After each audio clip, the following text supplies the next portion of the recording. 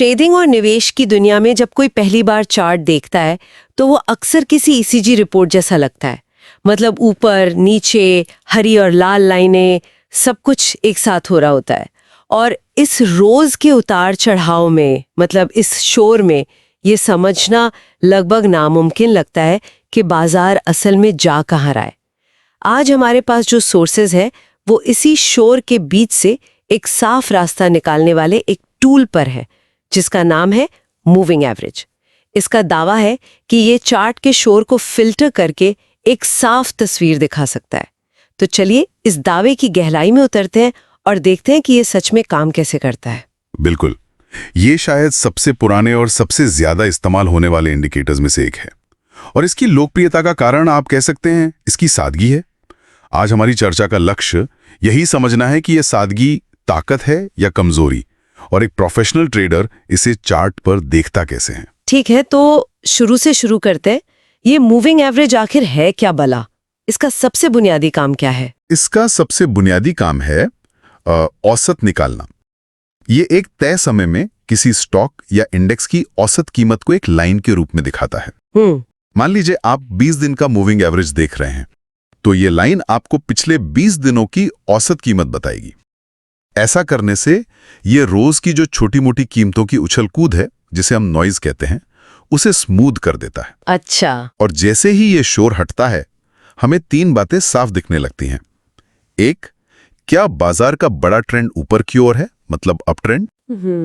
2, क्या ट्रेंड नीचे की ओर है, यानी डाउन ट्रेंड। या 3, क्या बाजार कहीं नहीं जा रहा, बस एक दायरे में फंसा हुआ है, साइडवेज। हाँ, साइडवेज। ये ट्रेंड का एक क्लियर डायरेक्शनल कंपास है, आप कह सकते हैं। मतलब ये कीमतों की रोज की घबराहट को शांत करके एक स्थिर बहती हुई नदी जैसी लाइन बना देता है। सुनने में तो काफी उपयोगी लगता है, लेकिन इन नोट्स में 2 तरह के मूविंग एवरेज का जिक्र है, SMA और EMA, सिंपल और एक्सपोनेंशियल। अब यहाँ मामला थोड़ा उलझता है, इनमें क्या फर्क है? ये बहुत ही जरूरी सवाल है, क्योंकि यहीं पर पूरी रणनीति बदल जाती है।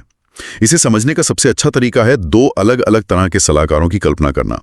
एक है SMA, यानी सिंपल मूविंग एवरेज। ये एक अनुभवी शांत बोर्ड मेंबर जैसा है।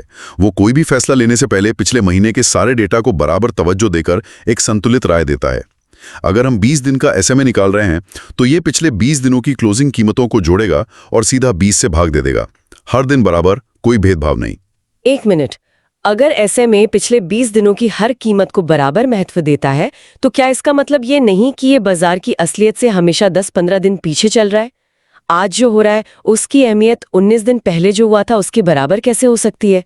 ये तो पुराना डेटा देखने जैसा हुआ। आपने इसकी सबसे बड़ी ताकत और सबसे बड़ी कमजोरी दोनों को एक साथ पकड़ लिया है। जी हाँ, ये धीमा होता है। ये बाजार के बदलाव पर धीरे धीरे प्रतिक्रिया देता है, इसीलिए इससे सिग्नल थोड़ी देर से मिलते हैं। लेकिन यही धीमापन इसकी ताकत भी है। जो लॉन्ग टर्म निवेशक हैं, जो रोज के हलचल से परेशान नहीं होना चाहते, उनके लिए SMA एक स्थिर और भरोसेमंद तस्वीर पेश करता है। ये झूठे सिग्नलों से बचाता है। अच्छा, तो ये उन लोगों के लिए है जो लंबी जंग की तैयारी कर रहे हैं, 1-2 दिन की लड़ाई की नहीं। तो फिर EMA यानी एक्सपोनेंशियल मूविंग एवरेज कौन है? जाहिर है वो दूसरा सलाहकार होगा। बिल्कुल। EMA एक तेज तर्रार ट्रेडर जैसा है, जिसकी नजर हमेशा आज की और कल की हलचल पर होती है। वो पुरानी बातों को कम और ताज़ा खबरों को ज्यादा महत्व देता है। इसका फॉर्मूला ही ऐसा है कि ये हाल की कीमतों को ज्यादा वजन देता है। मतलब 20 दिन के EMA में कल की कीमत को 20 दिन पहले की कीमत से कहीं ज्यादा अहमियत मिलेगी। तो इसके पीछे सोच ये है कि बाजार की मेमोरी छोटी होती है। मतलब जो कल हुआ वो 20 दिन पहले जो हुआ था उससे ज्यादा मायने रखता है। बिल्कुल, बाजार का मिजाज नई जानकारी, नई खबरों पर बदलता है ना? EMA इसी सिद्धांत पर काम करता है कि सबसे ताज़ा जानकारी ही सबसे ज्यादा प्रासंगिक है। इसी वजह से ये कीमत के बदलाव पर बहुत तेजी से प्रतिक्रिया करता है। जैसे ही बाजार का मूड बदलता है, EMA की लाइन भी जल्दी मुड़ जाती है। अच्छा। इसीलिए ये इंट्राडे और स्विंग ट्रेडर्स का पसंदीदा है, जहां जल्दी सिग्नल मिलना जरूरी होता है। अच्छा, अब समझ में आया। तो SMA और EMA के बीच का चुनाव असल में आपके सब्र और आपके मकसद का इम्तिहान है। अगर आप रोज की उठापटक से परेशान नहीं होना चाहते तो आप शांत विश्लेषक यानी एसएमए के साथ जाते हैं। लेकिन अगर आप एक्शन चाहते हैं और तेजी से फैसले लेने के लिए तैयार हैं तो आप तेज रिपोर्टर ईएमए को चुनते हैं। ठीक है, तो अब मेरे दिमाग में दो तरह के सलाहकारों की तस्वीर है, एक शांत और एक तेज। लेकिन सिर्फ ये जानना कि बाजार ऊपर जा रहा है या नीचे काफी नहीं है। एक ट्रेडर को तो ये जानना होता है कि अब क्या करना है, खरीदना है, बेचना है या हाथ पर हाथ धरकर इंतजार करना है। इन लाइनों को देखकर ये फैसला कैसे लिया जाता है? हाँ, यहीं से इसका व्यावहारिक इस्तेमाल शुरू होता है। सबसे पहला और सीधा तरीका है ट्रेंड की दिशा में रहना। नियम बहुत सरल है। अगर कीमत लगातार मूविंग एवरेज लाइन के ऊपर चल रही है तो आपको सिर्फ खरीदने के मौके तलाशने चाहिए, क्योंकि वो एक बुलिश ट्रेंड है। हाँ, एक बुलिश ट्रेंड है। और अगर कीमत लगातार लाइन के नीचे है तो आपको बेचने के मौके देखने चाहिए। ये एक बेरिश ट्रेंड है। ये आपको ट्रेंड के खिलाफ जाने की गलती से बचाता है। पर खरीदने या बेचने का सटीक सिग्नल कैसे मिलता है? क्या जैसे ही कीमत लाइन के ऊपर जाए हम खरीद लें? नहीं, उतना काफी नहीं है। एक मजबूत सिग्नल के लिए दो शर्तों का मेल होना जरूरी है, जैसा कि हमारे सोर्स में बताया गया है। एक बाय सिग्नल तब मजबूत माना जाता है जब कीमत ईएमए लाइन के ऊपर बंद हो और साथ ही ईएमए लाइन का झुकाव भी ऊपर की ओर हो। अच्छा, दोनों चीजें? हाँ, दोनों। ये दिखाता है कि न सिर्फ कीमत ऊपर है बल्कि मोमेंटम भी ऊपर की दिशा में है। इसी तरह एक सेल सिग्नल तब बनता है जब कीमत ईएमए लाइन के नीचे बंद हो और ईएमए लाइन नीचे की ओर झुक रही हो। मैंने गोल्डन क्रॉस और डेथ क्रॉस के बारे में भी सुना है। ये नाम तो किसी हॉलीवुड फिल्म के टाइटल जैसे लगते हैं। सुनने में तो ये बहुत आसान लगता है, जब छोटी लाइन बड़ी लाइन को काटे तो खरीद लो।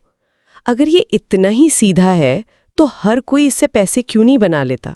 इसमें क्या पेच है? आपका संदेह बिल्कुल जायज है। ये नाम नाटकीय हैं और रणनीति भी लोकप्रिय है, जिसे मूविंग एवरेज क्रॉसओवर कहते हैं। इसमें हम दो मूविंग एवरेज इस्तेमाल करते हैं, एक छोटी अवधि का जैसे 20 ईएमए और एक लंबी अवधि का जैसे 50 ईएमए। तो गोल्डन क्रॉस तब होता है जब तेज चलने वाली छोटी लाइन मतलब 20 ईएमए धीमी चलने वाली बड़ी लाइन को नीचे से ऊपर की ओर काटती है। ओके। इसे कहते हैं गोल्डन क्रॉस। ये संकेत है कि शॉर्ट टर्म मोमेंटम अब लॉन्ग टर्म ट्रेंड पर हावी हो रहा है और एक बड़ी तेजी आ सकती है। और डेथ क्रॉस इसका उल्टा होगा? बिल्कुल। डेथ क्रॉस में छोटी लाइन बड़ी लाइन को ऊपर से नीचे की ओर काटती है। यह मंदी का संकेत होता है। अब आते हैं आपके सवाल पर कि ये इतना आसान क्यों नहीं है। पेच यह है कि ये एक लैगिंग इंडिकेटर है। लैगिंग मतलब क्रॉसओवर होने तक कीमत का एक बड़ा हिस्सा पहले ही मूव कर चुका होता है।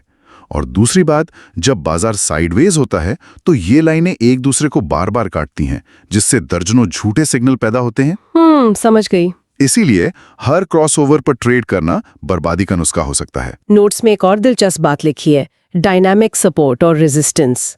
आमतौर पर तो सपोर्ट और रेजिस्टेंस की लाइनें सीधी होती हैं। ये डायनामिक का क्या मतलब है? डायनामिक का मतलब है गतिशील या बदलता हुआ। मूविंग एवरेज लाइन एक सीधी स्थिर लकीर नहीं है, है ना? ये कीमत के साथ साथ ऊपर नीचे चलती है। हाँ। और इसी वजह से ये एक चलते फिरते सपोर्ट या रेजिस्टेंस जोन की तरह काम करती है। अच्छा, तो इसका मतलब ये हुआ कि ये लाइन कीमत के लिए एक तरह का मूविंग फ्लोर या सीलिंग बन जाती है। बिल्कुल सही। एक अप ट्रेंड में जब स्टॉक की कीमत ऊपर जाती है और फिर थोड़ी नीचे आती है, जैसे पुल बैक कहते हैं, तो वो अक्सर अपने ईएमए लाइन से सपोर्ट लेकर वापस ऊपर चली जाती है। ट्रेडर्स इस मौके का इस्तेमाल ट्रेंड में शामिल होने के लिए करते हैं। और एक डाउन ट्रेंड में इसका ठीक उल्टा होता है। जब कीमत गिर रही हो और थोड़ी ऊपर उठने की कोशिश करे तो वह अक्सर ईएमए लाइन से टकराकर वापस नीचे आ जाती है। तो ये ट्रेडर्स को ट्रेंड के साथ बने रहने में मदद करता है। सही। क्या कुछ ऐसे मूविंग एवरेज हैं जिन्हें ज्यादातर ट्रेडर्स इस्तेमाल करते हैं? मतलब क्या कोई स्टैंडर्ड सेटिंग्स हैं जिन्हें सब फॉलो करते हैं? हाँ बिल्कुल। अलग अलग ट्रेडिंग स्टाइल के लिए अलग अलग अवधियां लोकप्रिय हैं। हमारे सोच में इसकी एक अच्छी लिस्ट दी गई है, जैसे बहुत छोटी अवधि की ट्रेडिंग जिसे स्कैल्पिंग कहते हैं। मतलब कुछ मिनटों का खेल जहां हर सेकंड मायने रखता है। सही। उसके लिए ट्रेडर्स अक्सर 9 या 13 ईएमए का इस्तेमाल करते हैं। फिर आता है 20 ईएमए, जो इंट्राडे ट्रेडर्स का पसंदीदा है। ये एक ही दिन के अंदर के ट्रेंड को पकड़ने में मदद करता है। और अगर किसी को कुछ हफ्तों के लिए कोई पोजीशन लेनी हो, जिसे स्विंग ट्रेडिंग कहते हैं, उसके लिए 50 EMA को स्टैंडर्ड माना जाता है। ये मीडियम टर्म ट्रेंड की नब्ज पकड़ता है। मध्यम अवधि के ट्रेंड के लिए 100 EMA का उपयोग होता है। और फिर आता है सबका बड़ा भाई 200 EMA। अच्छा, इसे लॉन्ग टर्म ट्रेंड का सबसे मजबूत इंडिकेटर माना जाता है।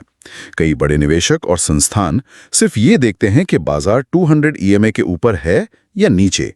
इसी से वे बाजार की सेहत का अंदाजा लगाते हैं। सोर्स में इसे दूसरे इंडिकेटर्स के साथ इस्तेमाल करने की जोरदार सलाह दी गई है। तो इसका मतलब ये है कि आप मूविंग एवरेज पर पूरी तरह से अकेले भरोसा नहीं कर सकते। उसे एक साथी या कहूं कि एक चौकीदार की जरूरत पड़ती है। चौकीदार एक अच्छा शब्द है। इसे तकनीकी भाषा में कॉन्फर्मेशन यानी पुष्टि कहते हैं। कोई भी एक इंडिकेटर हर तरह के बाजार में काम नहीं कर सकता।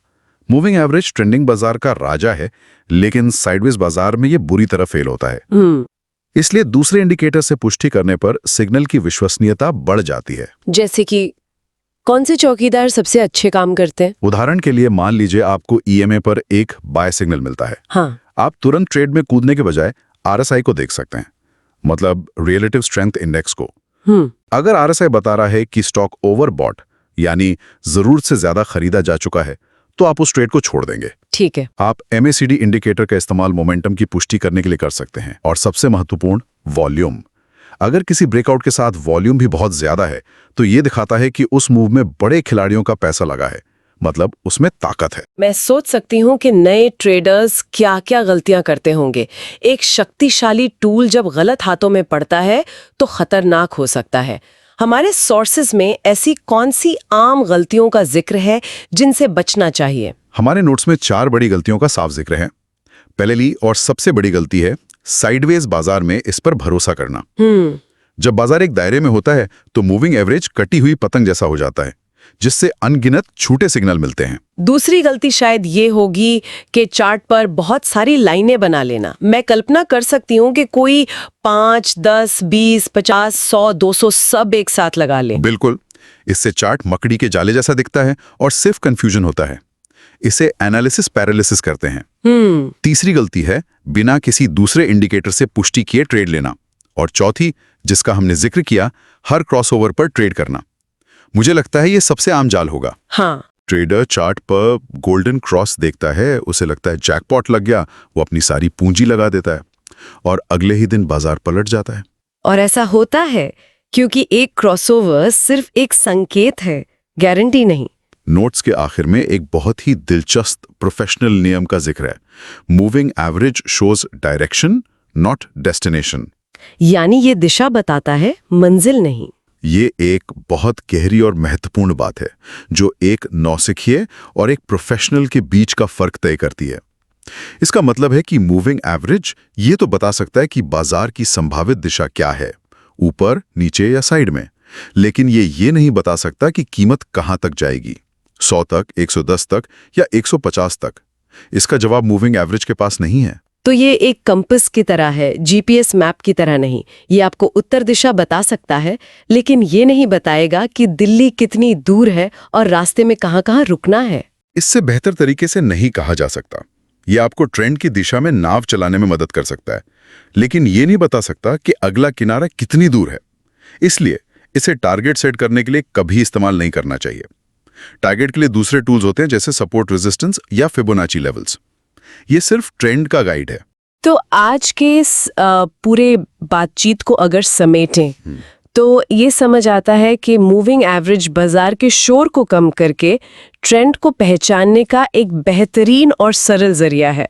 हमारे पास 2 मुख्य सलाहकार हैं, SMA जो लंबी अवधि और स्थिरता के लिए है, और EMA जो छोटी अवधि में तेजी से सिग्नल देने के लिए। इन्हें ट्रेंड पहचानने, क्रॉसओवर से संकेत पकड़ने और एक गतिशील सपोर्ट रेजिस्टेंस के तौर पर इस्तेमाल किया जा सकता है। बिल्कुल, लेकिन सबसे जरूरी बात ये याद रखनी है कि ये कोई जादुई छड़ी नहीं है। इसकी अपनी सीमाएं हैं, खासकर साइडवेज बाजार में। इसे हमेशा दूसरे चौकीदारों यानी इंडिकेटर्स के साथ मिलाकर और बाजार के बड़े संदर्भ को समझकर इस्तेमाल करना ही समझदारी है। और वो प्रोफेशनल नियम हमेशा याद रखना चाहिए, ये सिर्फ एक कंपास है, नक्शा नहीं। अंत में एक विचार। आज की चर्चा से ये साफ है कि एक इंडिकेटर की पुष्टि के लिए दूसरे इंडिकेटर की जरूरत पड़ती है। ये एक दिलचस्प सवाल खड़ा करता है। अगर हर इंडिकेटर को पुष्टि की जरूरत है तो असली सिग्नल कौन सा है और महज सहायक कौन? क्या पुष्टि पर हमारी ये निर्भरता हर अकेले इंडिकेटर की एक स्वाभाविक कमजोरी की ओर इशारा करती है और ये मानती है कि बाजार को किसी एक नजरिए से कभी पूरी तरह नहीं समझा जा सकता? इस पर सोचा जा सकता है।